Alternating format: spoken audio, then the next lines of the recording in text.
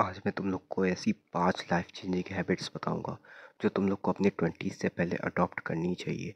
अगर तुम्हें अपनी लाइफ ट्रांसफॉर्म करनी है, एक अलग आदमी बनना है, अपने पास्ट से बेटर बनना है, सेल्फ इम्प्रूवमेंट करनी है, तो आज मैं जो 5 हैबिट्स बताऊंगा उसे तुम्हें कन्फर्म अडॉप्ट करनी ही करनी है और डिस्ट्रैक्शन पूरा ख़त्म करना है ताकि तुम लोग एक ट्रांसफॉर्म्ड व्यक्ति बन पाओ। समझे? पहली हैबिट की बात आती है, wake up early and have a morning routine.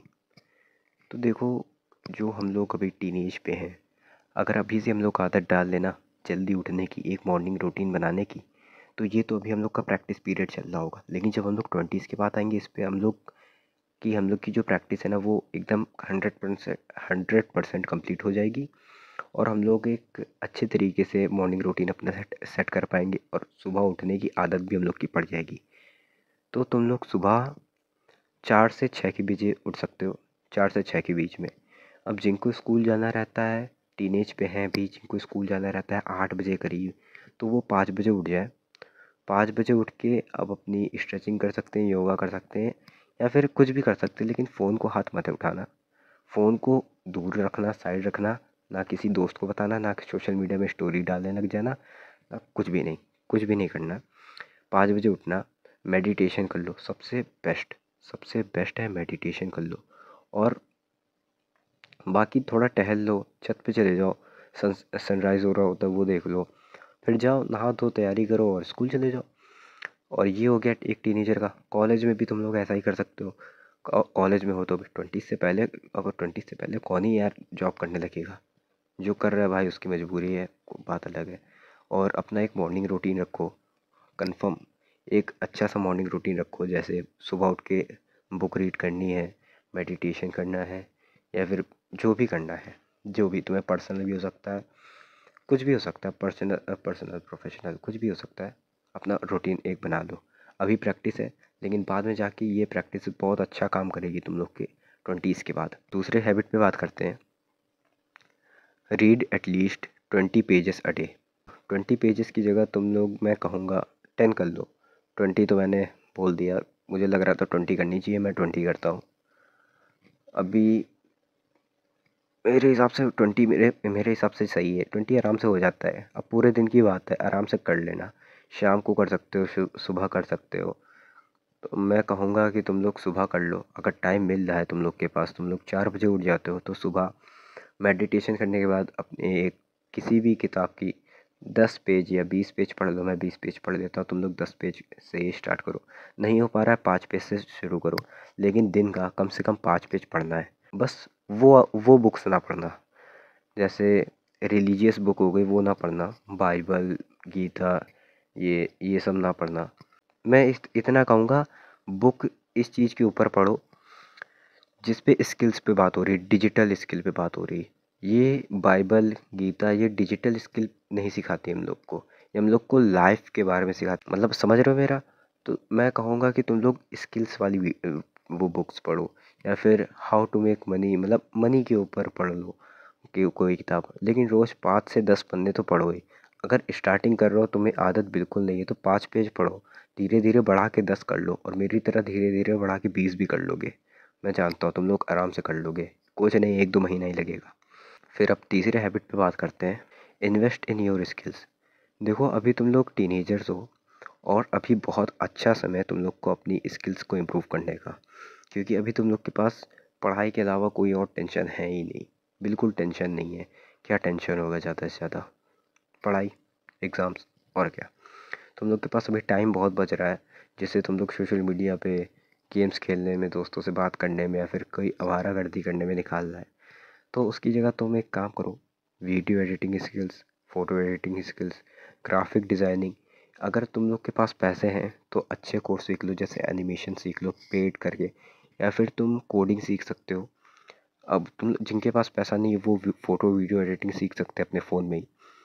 और यूट्यूब एक अच्छा ऑप्शन है जहाँ पर ये सब सीख सकते हो। और जब तुम ये सीखोगे ना, 5 से 6 साल तुम लोग को एक प्रोफेशनल बनने में लग जाएगा, एकदम प्रोफेशनल।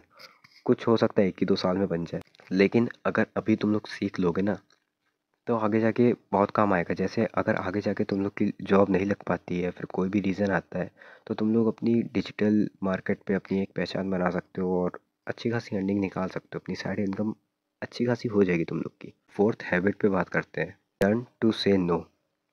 देखो, जब हम लोग अपने टीनेज के टाइम पे होते हैं या फिर 20 से कम होते हैं या 19 के नीचे वाले जितने भी लोग होते हैं, वो किसी को भी आसानी से हाँ कह देते हैं। कोई भी जो चीज़ होती है उसे एक्सेप्ट कर लेते हैं। पता नहीं क्यों वो लोग डरते हैं, बात अलग है। हो सकता है डरते हो, कुछ होते हैं, कुछ क्या बहुत होते हैं। अब तो इससे पहली बात मना करना है। जैसे कुछ दोस्त बुलाने आए, मना कर दो, टाइम नहीं है। अपने टाइम की भी कुछ मतलब समझो ना, एक टाइम टेबल बनाओ ना अपना, तो उस पे स्टिक रहो एकदम। अपना कुछ समय निकालना है तो निकाल लो अलग से अपने दोस्तों के लिए, लेकिन हर हर टाइम सही नहीं रहता। तुम्हारी रिस्पेक्ट भी डाउन होगी, या फिर कभी तुम्हारा फ़ोन चलाने का मन कर रहा है, मना कर दो। अगर तुम कोई काम कर रहे हो तो फ्री हो तो एक बार चेकआउट कर लो, 10 मिनट से ज़्यादा नहीं। अगर कुछ ज़रूरी है तो, ज़रूरी नहीं है तो भाई जाओ ही ना। सोशल मीडिया के लिए है तो कतई मत जाओ। अगर तुम अभी से ना कहना सीख लोगे ना, तुम्हारी एनर्जी और फोकस बचा रह जाएगा। क्योंकि जब तुम लोग किसी को भी ना कहते हो, तुम्हारा एक तो एनर्जी जा रही, चलो एनर्जी वाले पॉइंट को हटा देता हूँ, तुम्हारा सबसे अच्छा फोकस जाएगा जब तुम लोग कोई भी चीज़ एक्सेप्ट करोगे। क्योंकि तुम लोग का करने का मन तो होगा नहीं, ज़बरदस्ती कर लोगे और तुम्हारा फोकस ऐसी तरह बेकार हो जाएगा और इसको करने पे तुम्हारी एनर्जी भी जाएगी। तो बेटर है मना कर दो उसको। और कैसे किसी को भी बिना किसी दिक्कत के मना करना है, उसके ऊपर मैंने एक वीडियो बना दी है। और अब पांचवे हैबिट पे बात करते हैं, stay fit and take care of your health. देखो, सबसे बड़ा पॉइंट यही है कि अपनी बॉडी पे सबसे ज़्यादा ध्यान देना है। अब बॉडी का इसका मतलब ये नहीं है अभी से ही 6 पैक 8 पैक उगा लिए, बम्प आ रहे हैं शोल्डर पे, ये सब कुछ ना करना। अगर कर सकते हो तो करो। मैं ये नहीं कह रहा कि बिल्कुल एकदम मोटे तगड़े बन जाओ, ये नहीं। रेजिस्टिव एक्सरसाइज जो होती है ना, मतलब जैसे पुशअप हो गए, पुलअप हो गए, ये सब तुम करो। ये सब दिन के 10-10 करा करो, तुम लोग 10 करा करो। और हर महीने तो कुछ बढ़ाते जाओ, हर महीने 5 बढ़ाते जाओ, ये सब करा करो। स्टे फिट का मेरा मतलब है कि मतलब एक आराम से अपनी 100 किलो के पार अपना वेट ना जाने दो। अब जिनको सबसे बड़ी प्रॉब्लम ये है कि हम लोग अपना टीनेज पे ही वेट लॉस करना चाहते हैं। जो होते हैं जिनको 80 किलो बहुत ज़्यादा लगता है, जिनका वेट 80 किलो है, उनको बहुत ज़्यादा लगता है, तो वो अपना वेट कम करना चाहते हैं। अब उसमें सबसे बड़ी गलती वो क्या करते हैं, खाना खाना बंद कर देते हैं। अभी मेरा एक हाल ही में दोस्त है जिसने इसी यही गलती करी। उसको भी अपना वेट कम करना था, वर्कआउट कर रहा था वो, मतलब पुशअप पुलअप ये सब में ज़्यादा ध्यान दे रहा था, डंबल उठा रहा था। और तो उसने सबसे बड़ी गलती क्या कर दी, इसी बीच उसने खाना बहुत कम कर दिया।